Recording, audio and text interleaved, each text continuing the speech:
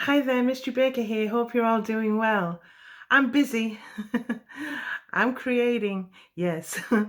I'm doing a series on how to make a birthday cake, and I'm videoing all of the stages, including making the elements, baking the cake, putting the cake together, and then adding the embellishments to the cake. I've also done a tutorial on how to make the wood effect cake board, and this is just part of it. I'm doing some fondant cookies and Battenberg cake here, and I just wanted to show you what I've just made. Hold on. Whoa, it's messy. Whoa, I've just made a fondant donut.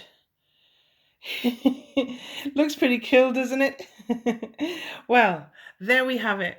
Um, Full tutorials will be coming soon. I'm going to do them, as I say, in stages. Part 1 was me decorating a cake board and making a wood effect.